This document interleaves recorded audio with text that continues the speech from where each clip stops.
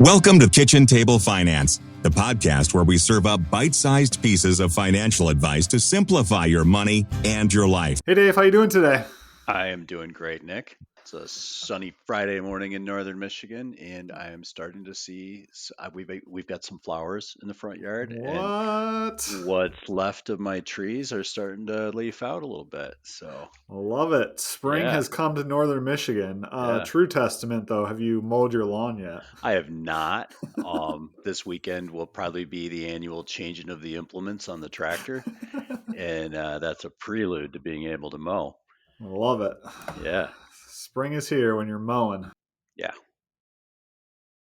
Today's topic, Dave, is a continuation of Cole and myself's tax conversation. We're going to do a deeper dive into the Roth conversion, which is kind of one of those cool, fun things. It's, I wouldn't say controversial, but it's a topic that gets thrown around quite a bit.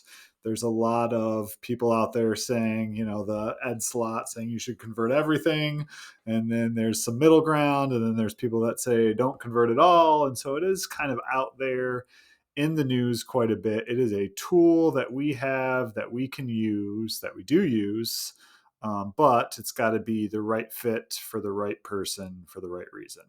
Right. And yeah, I think you and I have always fallen into the nuanced category when it comes to how we feel about Roth conversions, just like just about everything else with us, I think, Nick. Yeah, There's never a straight answer, right? it's always maybe. There's some situations with like super high earners, super high net worth people where Roth conversions probably do like blanket make sense to a Yeah. certain point. Mm-hmm. But for most middle class Americans, there's shades of gray in there that depend on what your goals are. And we kind of joked about this before we came on the air, but whenever we dive into these technical things, a lot of nuance to it. So, we should start all this off by saying your mileage may vary, and check all these things over with your advisor and make sure you understand your own tax situation before you make any decisions. Yeah, I think that's a great point. And then the other thing, and I brought it up with Cole last week too, when it comes to things like Roth conversions, that, just in setting the stage for it, like if we're having a conversation with a client about Roth conversions, the reality is you've probably have made it, right? You've done enough, you've done a Right. great job, your plan works out, because a Roth conversion isn't necessarily going to instrumentally improve Right. your financial plan, right? Yeah. It's marginal. It's marginal differences. Yeah. And that's not to say there's not a good reason financially to do it, but like you've heard me say a million times on this show, if it was just about the financial reasons, right? You'd be converting all of your IRA to Roth IRA and living in that cardboard box and maximizing your wealth, right? There you go. That cardboard box seems to come up way too often lately. So it's just one of those things where if you're a great saver and you've done a lot, it probably potentially makes some sense, but I don't go beating yourself up about it because you think you have to convert everything to a Roth IRA. Because the one thing that I will tell you, again, this comes up a lot in client meetings, and I think about it in my own situation. Roth IRAs are usually that like last bit of money that we ever plan on using. Most of our Right. clients don't tend to spend their Roth IRA funds. And so this idea of putting money from your traditional IRA to your Roth IRA and kind of locking it away for Hmm. future generations or whatever your end goals are, like in some cases, it's okay to just take that money out of your IRA and spend it. And you Right. don't have to lock it away necessarily, right? Right. Right. So basically, like everything else, know your goals, right? Yeah, Know for what's sure. important to you and figure out what you're trying to do with your money before you make a Roth conversion just because all the cool kids are doing it. Yeah, and one of the things we're going to talk about is how it potentially impacts and one of the reasons that you may want to do it is because it would reduce your future required minimum distributions at higher tax rates. Well, if you know yourself and you know that if you get a required minimum distribution, you're probably likely to pay the taxes on it and go spend it, Hmm. versus if you don't, then that money just kind of sits there and grows. and you don't get the life satisfaction enjoyment out of it, maybe it is better to not worry so much about the conversion and have a larger RMD, Yeah. right? Yeah. These things aren't just about the numbers and the financial side of it. So I'll get off my soapbox and we can kind of talk about, I guess the first step is, what is a Roth conversion, right? So basically, when we're talking about a Roth conversion, we're moving money from a pre-tax retirement account, like a Mm-hmm. traditional IRA or most 401ks, and moving that to a post-tax retirement account. So that action itself is taxable, and Mm-hmm. that's the key. We're going to pay tax on the money we convert from a traditional IRA to a Roth IRA at your current rates, Yeah. and how much you convert determines your current rate. So you Yep. need to keep that in mind, with the idea then that once it's in the Roth IRA, it will grow tax free. Mm-hmm. Following certain rules. It's got to exist for 5 years before it's all tax free, and Yeah. you've got to be at least 59 and a half. For most retirees, then that money grows tax free for the rest of your life. Yeah. So it can definitely be a very good tool, like we talked about. And there's a couple different types of conversions, if you will. There's the normal pre-tax IRA to Roth IRA conversion, which you kind of hear the most about. A Hmm. lot of plans, retirement plans now, 401ks, 403bs, offer the Roth option. And as Yes. such, a lot of them also offer in-plan conversion. So if Yes. you're working for an employer, you can actually take pre-tax money and put it into a Roth while you're in that plan. Right. There's also something fun called a backdoor Roth IRA. You wanna explain that one? We should preface this by saying for Roth conversions, there are no income limits and no Yes. like maximum amounts. You can do any amount, and it doesn't matter how much money you make. The IRS is more than happy to collect your taxes moving money from one to the other. So a backdoor Roth IRA is for people who make too much money to contribute to a Roth IRA. To contribute, they can Yep. still convert.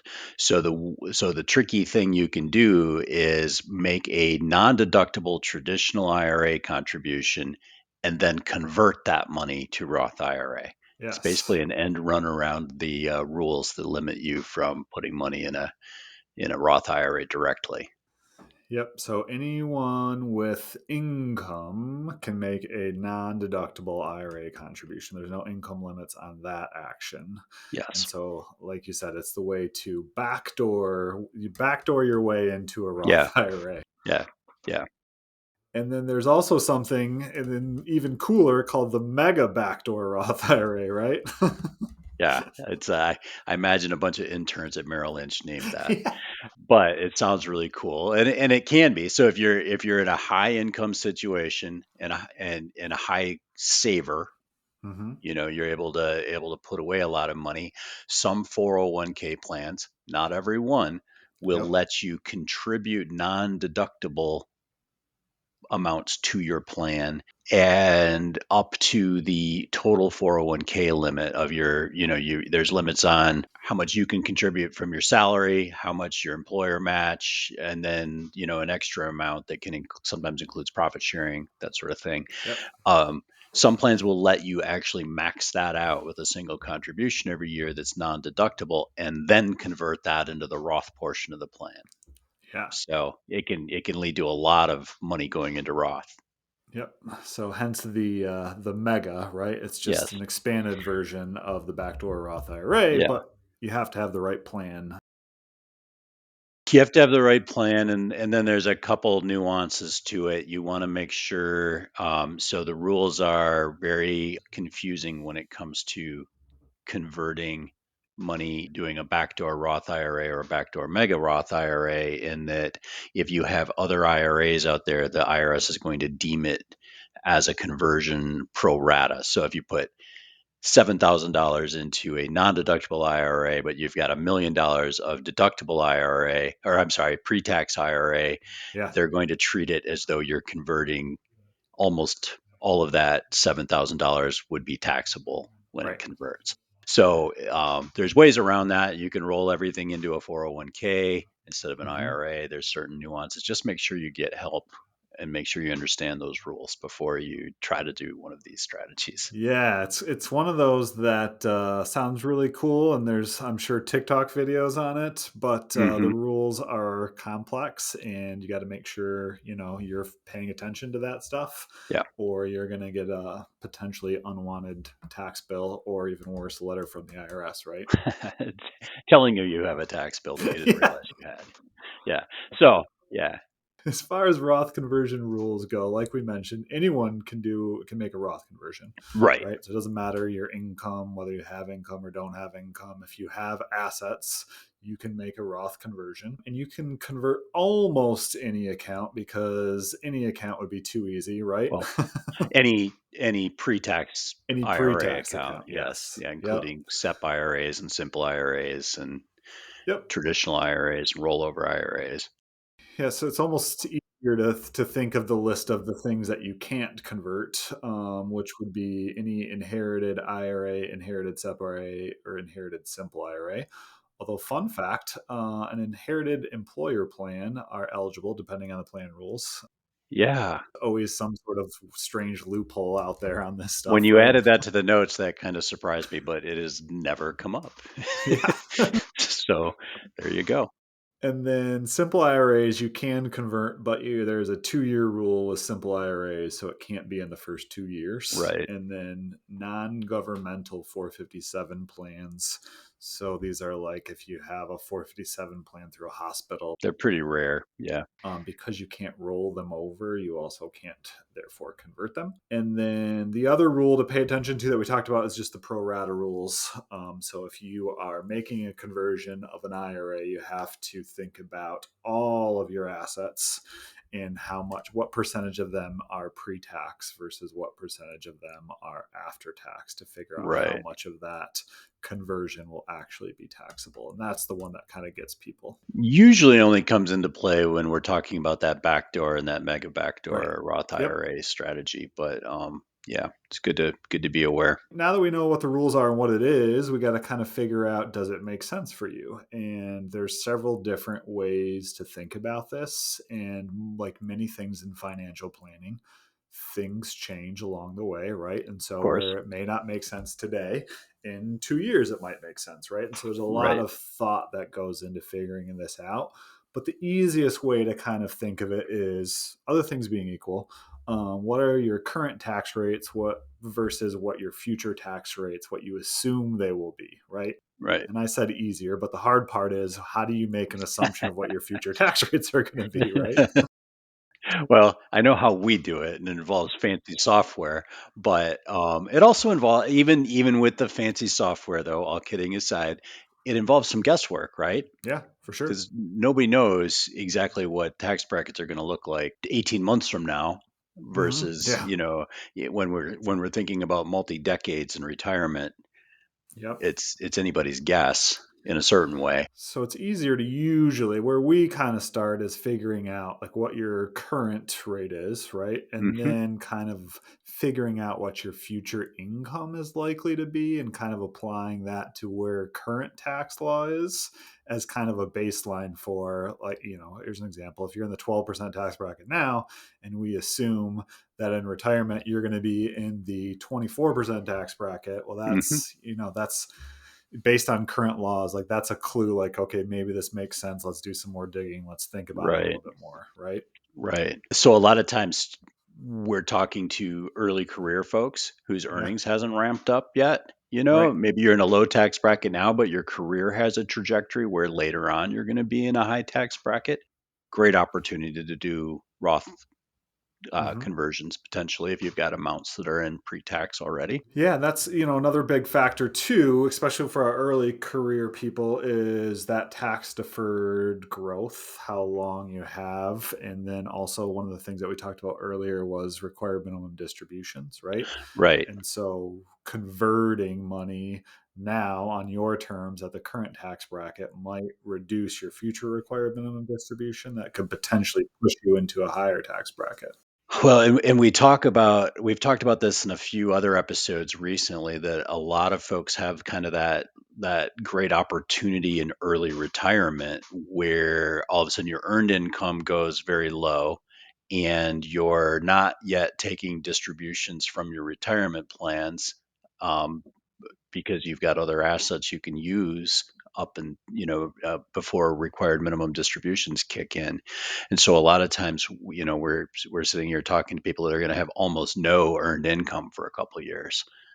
Or almost no taxable income for a couple of years. That's a great opportunity to look at Roth conversions. To fill those lower tax brackets up while you Yeah. can, right, is a Yeah. great opportunity for sure. The other consideration as well is, like we said, this is a taxable transaction. So how are you going to pay those taxes also has a big impact on the value of something like this, right? Do you have cash on hand that you in like a savings account that you can pay? Are you going to have to sell some other investment to pay and potentially pay a capital gain on it? Are you going to want to withhold from your IRA in order to make this kind of a transaction, which comes with its own restrictions? If you're, early withdrawal penalties, potentially, if you're below 59 and a half, like a lot of considerations into not only how much, but also how you're going to pay the taxes, right? And other things being equal, if you have cash in a savings account that you are willing to pay the taxes on, it makes everything work that much better, right? So some other considerations there.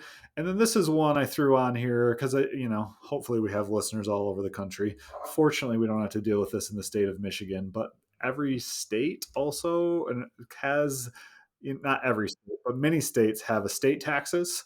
And that can be another consideration of, are we trying to reduce the size of my estate in order to get below that to potentially pay less in estate taxes by paying the taxes on conversions now?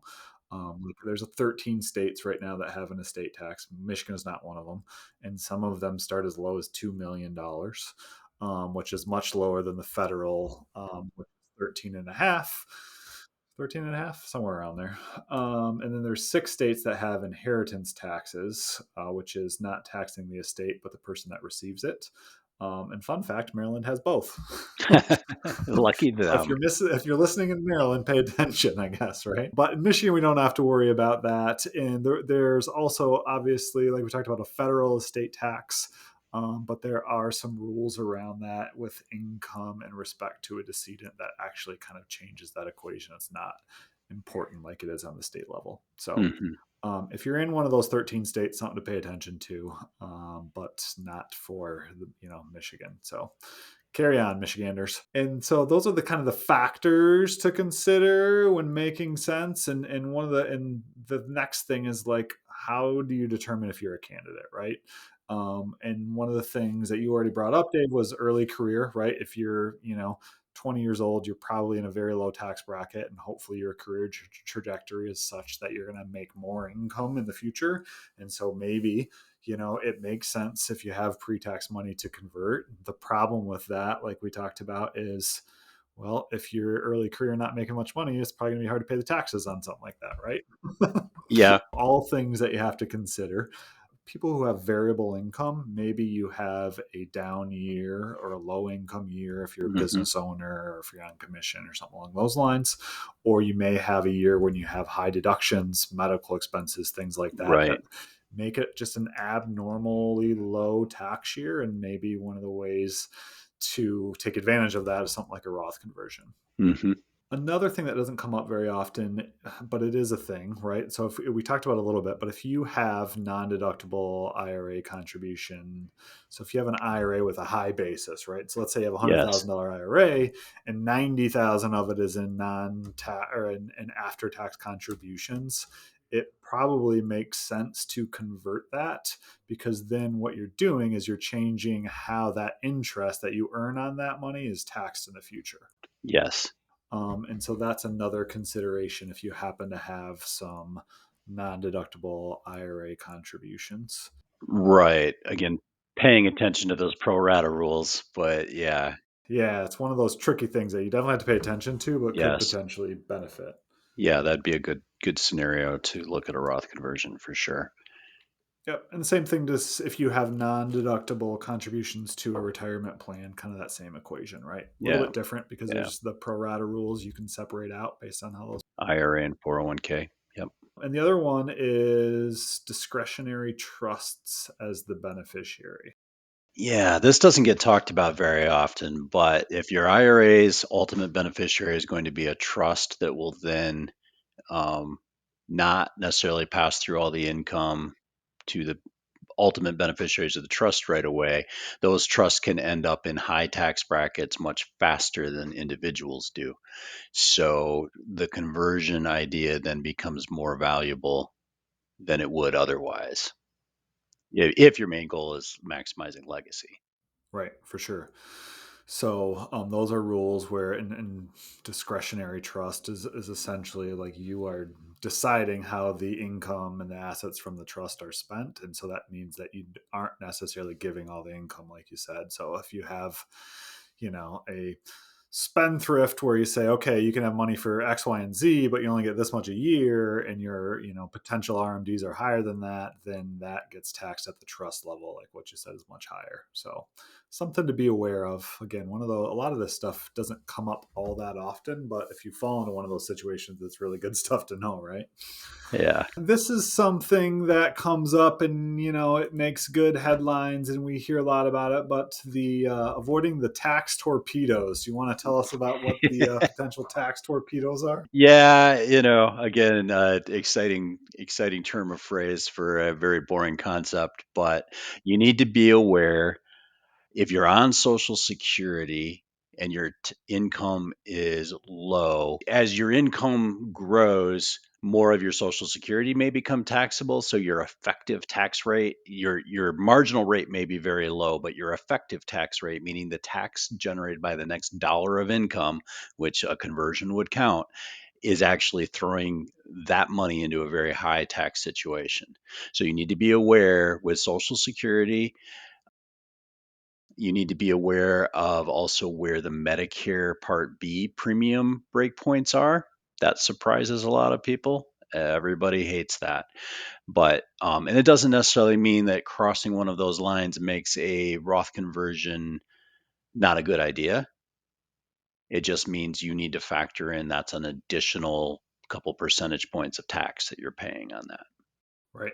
You already mentioned state estate taxes, but that's another thing where you need to be aware of what will happen if you do Roth conversions. Yeah, and the widow or widower's tax penalty comes up on this list too. That if you're a surviving spouse, uh, tax brackets become much more compressed, but your income Yep. may not change that much. So you need to be aware how that will play into Roth conversion thinking as well. A couple other reasons why you potentially want to convert. So if you are an early retiree, right? And so pre 59 and a half is what we would classify as an early retiree. And maybe so the problem with most plans, IRAs, things of that nature is there's a 10% early withdrawal penalty. Now there's some ways around it, but it still is something that you have to kind of maneuver. And so it may make sense to convert if you are retiring at, say, age 50 or 45, because you have better access to anything that you convert because you avoid that 10% penalty as long as the conversion happened 5 years ago, right? So if you Right. convert something at 45, you can access that conversion amount, not the interest, but the conversion amount at age 50 without penalty. And so that may be something that frees up some liquidity for you that you might need depending on your situation. It's interesting when we made the notes here about avoiding tax torpedoes. I was thinking about it in terms of when you're doing Roth conversions, but the other way to think about it, and I think this is the sense you were thinking about it, is avoiding higher taxes on Social Security and IRMA by doing Roth conversions before you get to RMD Right. age. So there's a Yep. couple different, it can catch people when they're making conversions if they're in that window, but it can also be a way of avoiding those problems when you get there. Yeah. Two sides to every coin. And when it comes to Roth conversions, lots of complex stuff going on. And then the other way is potentially higher state income taxes, right? And so if you live in the state of Michigan, we have a 4.25% state tax. But if your goal is to move to Florida and they have a 0%, right? So maybe in that case, you might want to wait to do conversions and not pay state taxes. Or the opposite is true. If you're in Florida and you want to retire to Michigan, Do your right? conversion You do your first. conversions first. And so thinking through things like that and potential state tax rules. And that, another part of this with state tax rules is every state taxes income differently, and so some of them are more favorable to retirement income. Some of them wouldn't count conversions as taxable income towards the state tax. Some of them do. So there's a lot of different things out there from a state tax standpoint that get really complicated. There's even pro rata treatment. So there's a small number of states that don't allow IRA deductions, which means that the state portion would be an after tax as far as the state is concerned. And so it gets real complicated real fast in situations like that. And just know your state rules, I guess. And then if you're planning on moving, know the rules of where you're moving. Right. But other things to consider, and I think this is probably the big one, is the irrevocability of a Roth conversion, right? Once you make that decision and push the button, there's no going back and being, hey, I don't really want to do that. Let's go back and change that. Once it's done, it's done. And so that's where you've got to be real considerate of what the rules are and what the potential implications are. It's why the majority of the conversions that we tend to do later in the year because we know all of the information by then, right? The last thing that we want is to convert money in January only to have a client decide that they need to take out $50,000 for something. And that just blows up all of our great math work that we did, right? Yeah.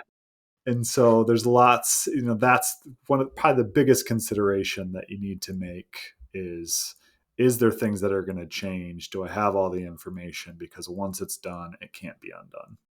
Right. And that kind of goes into this next one that I put in the timing of, other things being equal, if you knew all the information and you knew it wasn't going to change, the recommendation would be to convert earlier rather than later because the market generally goes up and whatever growth, whatever interest that you get from the year would then be tax free from January 1st on, right? And so, that's like if you know all the information, the problem is we never know all the information. We never know all the information. Yeah. And so that's the concern. Our general exceptions to the wait to the end of the year rule is if the market gets into a really, really bad stretch and trying to do conversions at the bottom of a market so we get the recovery in the Roth. Yeah. And so one of the things with conversions, a lot of times what we're trying to figure out is how do we fill up that tax bracket, right? So let's say you're in the 12% tax bracket and you've got about $20,000 of more income that if you have will also be taxed at 12%. So then that's kind of the idea is let's fill up that 12% tax bracket. We can convert up to $20,000 at 12%, right? Right. And, as a guideline, I guess, for most folks that we talk to, like if you've got room in the 12% tax bracket, that's almost a no-brainer for a Roth conversion because odds are you're going to always be in at least the 12% tax bracket. Right. Once required minimums start, you're going to be in at least the 12% tax bracket. So that's almost a given. When we get into the mid 20s, that's when it becomes a little more nuanced. And that's one of those, another one where software really helps of like projecting out what the future tax rates are going to be. But the other thing, and we haven't really talked about it too, is you have to kind of take into consideration, at least to some degree, how you feel about the future of taxes, right? And that's always a tricky one too of do we think taxes are going to go up in the future?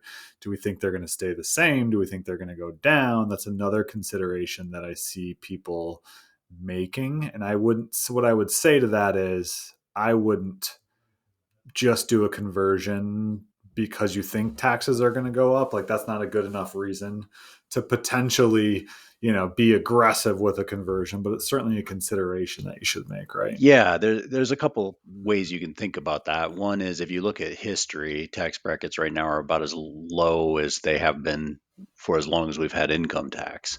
And so one school of thought would be there's only one direction for it to go. The other school of thought, though, is that it's going to be a pretty weird situation if middle class retirees bear the brunt of tax increases. Yeah. And so while, who knows what will happen, we're probably not going to see a sea change in how retirees are taxed. Right. Well, I like to think of it as kind of like if you're on the fence, if you've got a couple things going one direction or the other, and you believe that taxes are going to, like, maybe that flips you more towards let's do a conversion, you know what I mean? As opposed to just converting everything now because you believe that all taxes are going to go up in the future kind of thing. So just another one of those things that you have to consider when you're making these decisions. And I guess the whole point of today was to start talking about and thinking through all these decisions that need to be made, with the caveat that everybody's situation is individual, needs to be customized to you, and really needs to be based off, first and foremost, what are your goals? Like, what are you trying to accomplish? How does that affect your potential plan? And does it make sense? And is it worth paying taxes now to potentially save on taxes in the future? And one of the things with our software that I love too is we have kind of like a break-even analysis of like, okay, if you do this stuff, if you pay the taxes now, here's how long it's going to take you to like end up paying less taxes in the future, right? Because that's another good data set piece of information that you can kind of consider. Like, is it age 90? Is it age 75? Like what are we talking here? And how does that impact that overall decision? So lots of stuff that goes into it. We can really nerd out on a lot of this stuff, which is why we're trying to keep it brief. Trying to keep it high level. If you have questions on the nerdy side of it, please feel free to send us email at info@srbadvisors.com. We would love to take it a step further if you're interested. And I think if nothing else, just know that this is something that's out here that you may want to consider as a part of your overall financial plan. And it's certainly a good conversation piece to bring up with your financial planner, tax advisor, all of the above, right? Absolutely. Well, always a pleasure, Dave. Thanks, Nick. It was fun. It's good to be here. Let's talk about something other than taxes next time. Deal. All right. See you then. Thank you for joining us for another chat about your retirement and finances. Please hit that subscribe button. You can also contact us at srbadvisors.com or email us at info@srbadvisors.com. See you next time on Kitchen Table Finance. This is a Zedia Media production.